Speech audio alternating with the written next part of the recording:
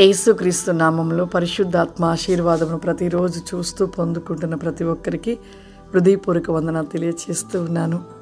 ఈరోజు పరిశుద్ధాత్మ దేవుడు మనకిస్తూ ఉన్న వాగ్దానము దావీదు రాసిన కీర్తనలు 16వ అధ్యాయము 4వ వచనము. యెహోవాను విడిచి వేరొకరిని అనుసరించు వారికి శ్రమలు విస్తరించును.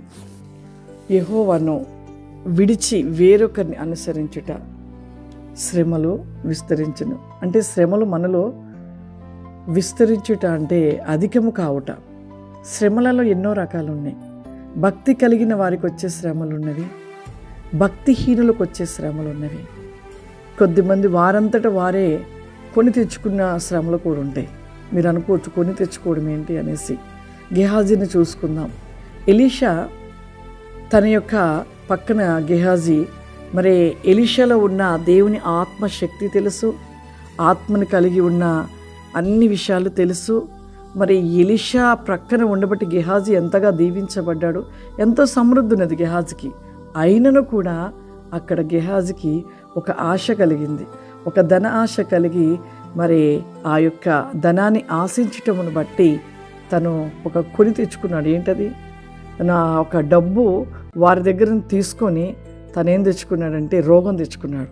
ఆ రోగము కుష్టి రోగము. అంటే చూడండి, అక్కడ గెహాజీ ఆ డబ్బు తీసుకున్నాడు, అక్కడికి వచ్చాడు. అక్కడ ఎలీషాకు తెలియకుండా తీసుకోవడం ఒక తప్పు అయితే, మళ్ళీ ఎలీషా దగ్గరకు వచ్చి రెండో తప్పుగా అబద్ధం ఆడాడు. అంటే తనంతటా తానే తెచ్చుకున్నది ఆ యొక్క జబ్బు. అంటే ఆ శ్రమ తను తెచ్చుకున్నాడు. మన జీవితంలో కూడా కొన్ని శ్రమలు అలాగే మనం తెచ్చుకుంటూ ఉంటాము. మన నోటి మాటను బట్టి, మన క్రియలను బట్టి, మన ప్రవక్తను బట్టి. నిజంగా ఆనాడు ఆదాము అవ్వ విషయంలో కూడా దేవుడు మాట వారు వినలేదు. వినకపోవడానికి ఒక శ్రమ తెచ్చుకున్నారు. కయ్యూను ఏం చేశాడు? కయ్యూను తన తమ్ముడిని చూసి ఓర్వలేక తన తమ్ముడిని చంపి శ్రమ తెచ్చుకున్నాడు. మరి ఈ శ్రమ ఎక్కడి నుండి వచ్చింది? వాళ్ళంతటా వాళ్ళు తెచ్చుకున్నదా, లేకపోతే సాతాను నుండి వచ్చిందా, లేకపోతే దేవుడి నుండి వచ్చిందా ఈ శ్రమ? ఒకసారి ఆలోచన చేద్దాం. చాలామంది ఏమంటారంటే, అయ్యో శ్రమ దేవుడి నుండి వచ్చి, ఈ శ్రమలు నాకెందుకు, ఈ శ్రమలు ఏంటి, నాకెందుకు వస్తే నేను కొంతమంది అనుకుంటారు నా భక్తి జీవితాన్ని బట్టి శ్రమలు వస్తున్నాయేమో అని కొంతమంది అనుకుంటారు. భక్తి జీవితంలో శ్రమలు వస్తున్నా కూడా ఏమనుకుంటారంటే, అయ్యో నేను ఎంత భక్తిగా ఉంటున్నాను కదా, ఎందుకు నాకు ఈ శ్రమ అంటారు. ఎందుకు నాకు ఈ శ్రమ అన్నారు అంటే నిజంగా వారిలో ఉన్నది భక్తి జీవితం కానట్టే. నిజంగా భక్తి జీవితం కలిగిన వారు ఎందుకు నాకు ఈ శ్రమ అనరు.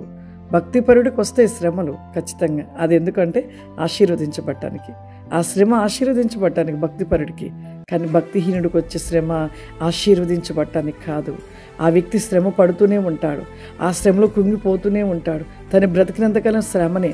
ఒకవేళ ఆ శ్రమ నేను చేసిన తప్పును బట్టి వచ్చిందని తను ఎరిగి తెలుసుకొని క్షమాపణ అడిగి పశ్చాత్తాపడితే ఆ శ్రమ నుండి ఖచ్చితంగా విడిపించబడతాడు. నిజంగా మరి ఆనాడు ఆదాము అవ్వ జీవితంలో ఆ శ్రమ వారంతట వారు తెచ్చుకున్నారు. కయ్యూను కూడా అలాగే తెచ్చుకున్నాడు. మరి అలా ఎంతోమంది భక్తులు ఆ విధంగా శ్రమ తెచ్చుకున్న వారు కూడా పరిశుద్ధ గ్రంథంలో ఉన్నారు. కాబట్టి మన జీవితంలో కూడా అటువంటి శ్రమలలో ఏమైనా ఉంటున్నామేమో. ఒకవేళ మన నోటి మాటను బట్టి, మన ప్రవక్తను బట్టి ఏమైనా శ్రమ మన ఇంటికి, మన కుటుంబానికి, మన పిల్లల మీదకి వస్తుందేమో ఒక్కసారి ఆలోచించండి. ఆలోచించి సరి చేసుకునండి. దేవా, మాలో ఏ తప్పిదమైనా, ఏ పాపమైనా ఉండబట్టి ఈ శ్రమ మమ్మల్ని వెంటాడుతుందేమయ్యా, ఆ తప్పిదం నుండి మమ్మల్ని క్షమించి మమ్మల్ని ఈ శ్రమ నుండి విడిపించండి అని మీరు ప్రార్థన చేయండి. ఖచ్చితంగా దేవుడు మిమ్మల్ని విడిపిస్తాడు, ఆశీర్వదిస్తాడు. కాబట్టి ఏ శ్రమలలో మనం ఉంటున్నామో మీరు తెలుసుకొని ఆ శ్రమలో నుండి విడిపించబడి దేవునిలో గొప్ప ఆశీర్వాదాన్ని పొందుకునే కృపను అని దేవుడు మీకు అనుగ్రహించునుగాక. ఆమేన్. అందరి కళ్ళు మూసుకున్నట్లయితే ప్రార్థన చేసుకుందాం. సర్వశక్తివంతుడా, దయగల తండ్రి, నీకు వందనాలు చెల్లిస్తున్నాను ప్రభా. పరిశుద్ధాత్మ తండ్రి, నీకు స్తోత్రములు తండ్రి. With go back and as a list and big of flower. దేవా, ఎన్నో రకమైన శ్రమలు తండ్రి. భక్తిపరుడికి శ్రమ ఉంది, భక్తిహీనుడికి శ్రమ ఉంది ప్రభా. ప్రతి మనిషి నోటి మాటను బట్టి కూడా శ్రమలు వస్తాయని సెలవిస్తున్నావు తండ్రి. నిజమే దేవా, ఎటువంటి శ్రమలు కలిగి ఉంటున్నాము నాయన ప్రతి ఒక్కరు గ్రహించి గుర్తెరిగి ప్రభా దేవా, నీలో పరిపూర్ణ ప్రతి రికవరీ మై స్టీనిబాస్టి కామ్ది మై గ్లోరా బాసి కమాందర ప్రతి వేగమైన క్రిస్టల్ బికాస్ మీ తండ్రి, ప్రతి సమస్య వేగమతి క్రిస్టల్ బికాస్ మీ దేవా.